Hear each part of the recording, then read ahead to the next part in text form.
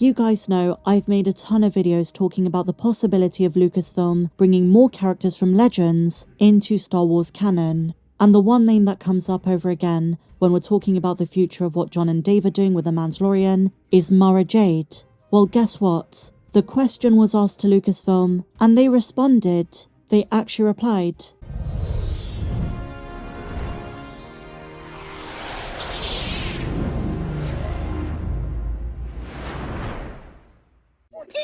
Hello my dear friends, and welcome back to another video. So today we have some very big Star Wars news, something which unfortunately has gone under the radar. But before we dive into it, I just want to take a moment to thank each and every one of you for being part of this amazing Star Wars fan community. And if you're someone who hasn't yet subscribed to the channel, please be sure to do so and ring the bell for notifications. That really helps out. We would be honoured if you would join us. But no more jibber jabber, let's dive straight in. So we're going to talk about Star Wars movies later in the video, but first, if you've ever wanted Star Wars to bring Mara Jade back into canon, so does Timothy Zahn, the creator of Grand Admiral Thrawn and one of the biggest names in all matters concerning the Star Wars expanded universe. Well, now he's revealed something huge. During a panel at DragonCon, the renowned author was asked which Legends character he wants to see the most being brought into Disney Star Wars canon. And he said, quote, "The obvious one is Mara Jade. I keep nudging Lucasfilm, asking them if I could write a book." And so what was Lucasfilm's response? He said they came back with either no or hell no. This is very disappointing, but it might not all be bad news. There might be a reason Lucasfilm doesn't want to touch her. It might be because they have their own plans of introducing a Mara Jade equivalent that fits the post-episode 6 world and aligns with the Disney Plus shows. Someone who plays the role of Mara Jade, maybe for The Mandalorian and Grogu, maybe for Ahsoka Season 2, or perhaps Dave Filoni's movie after that. Or maybe they're reintroducing Mara Jade herself, in a similar fashion to what they've done with Grand Admiral Thrawn, introduced him into Star Wars Rebels, made a few canon books, and then live action in the Ahsoka show. And similar to Thrawn, they might keep some of the basic tropes the same, but change her character to fit the stories that current storytellers at Lucasfilm want to tell. She's not a character George Lucas particularly was fond of, but if she were to make the jump, she would be joining a slew of other characters and locations that started in the EU and are now part of the official Disney canon. Pelion, Thrawn, Shizor, Rook, even Jackson, who was reintroduced in 2018. But we have to remember that Mara Jade is Timothy Zahn's character. I think he's the one who needs to tell the canon version of the story. If you're a fan of Legends, then you already know there is so much lore out there surrounding Mara. Even stuff Zahn himself has written, not just the Thrawn trilogy, but also one of my favourites, Choices of One, a sequel to Zahn's 2007 novel, Allegiance. What I love most about these books is that they take place during a time period that is so underesteemed and underappreciated between A New Hope and The Empire Strikes Back, 8 months after the Battle of Yavin.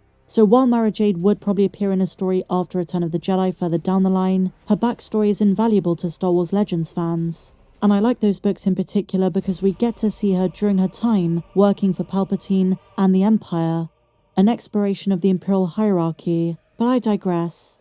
So if you want to perceive Lucasfilm's response in a more positive light, then there is the implication she is already on their radar, although it'd be very disappointing if they hadn't told Zahn about it, which seems to be the case, since they didn't seem to give him a reason or follow-up, unless, and there is a very good chance of this, he can't reveal specifics. Maybe he does know, but can't reveal anything.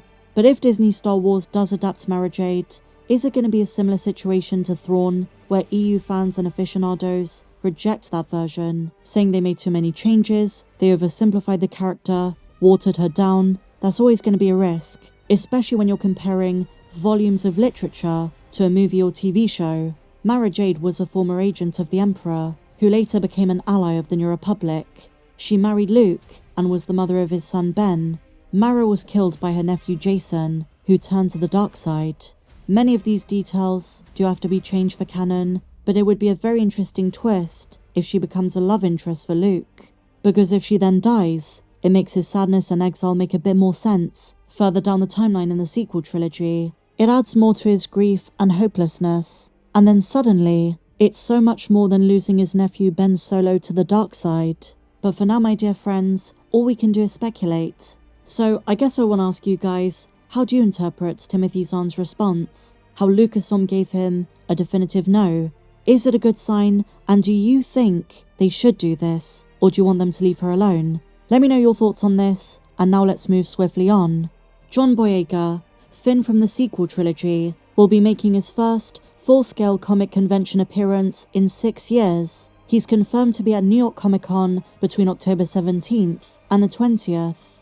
This is some pretty massive news. There has been some speculation based on his recent fitness videos and fitness training that he might be preparing for a role in Marvel or DC.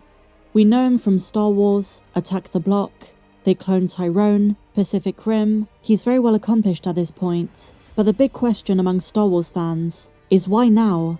Why has he decided to make his first Comic-Con appearance since before the Rise of Skywalker? At the moment he's working on a movie called The Freshening, as well as a sequel to Attack the Block with creator Joe Cornish. But a few of us are reading between the lines. Is it possible the reason he's returning to convention spaces is because they're preparing to announce that he's in the Rey movie to return as Finn? There are some rumblings that date back to last year that he's changed his stance on continuing Finn's story. He's gone from saying he doesn't want to return, his character was snubbed, to now perhaps being in talks with Kathleen Kennedy and Sharmeen Obaid-Chinoy. Maybe they're trying to course correct, make Finn a Jedi, and with that comes no doubt a good paycheck and another career boost. Daisy Ridley herself has expressed that she hopes John returns. It just seems strange that he's appearing at a Comic-Con after so many years, mere months before the Rey movie starts filming. Now, as we know, there have been reports the Rey movie could be shelved, might be delayed.